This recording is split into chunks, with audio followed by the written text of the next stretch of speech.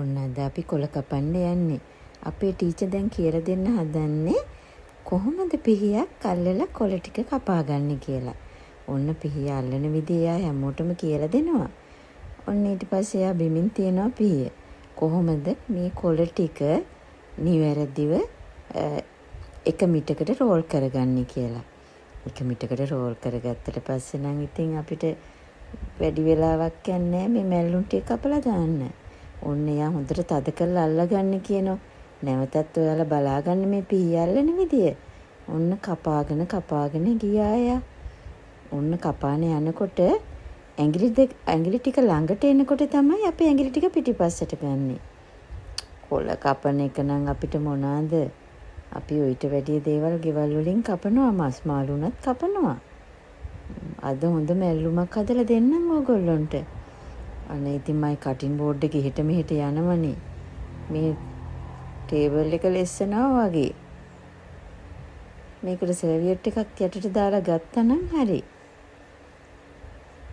හොඳට කොළ කපන්න පුළුවන් අපිට. එකම වැඩේ තියෙන්නේ මේ කටින් බෝඩ් එක ලෙස්සලා යන එක. නැත්තම් එක විනාඩියට ඉතින් කොළ ටික කපලා ඉවර කරන්න පුළුවන්. හැම වෙලාවෙම අම්මා කියනවනේ, අම්මත් කියනවා ටීචර්ත් කියනවා කොළ මැල්ලුම් ටික කන්න කියලා. ඒ කියන්නේ අපේ ඇඟවල් වලට අවශ්‍ය විටමින්, khනිජ ලවණ සහ තන්තු ලැබෙනවා කියලා හැම වෙලාවෙම මේගොල්ලෝ කියනවා කොළ මැල්ලුම් කෑවොත් හොඳයි කියලා.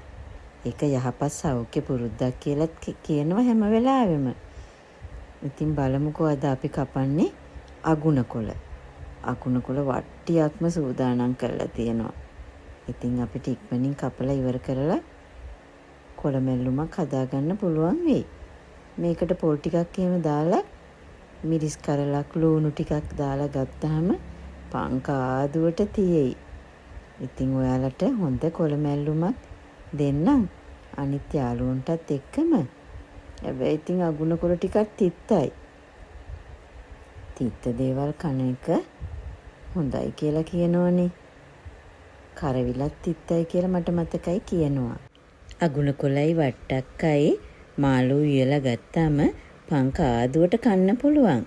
ඉතින් ආයෙ දවසක හම්බෙමු මේ වගේම වීඩියෝ එකකින්.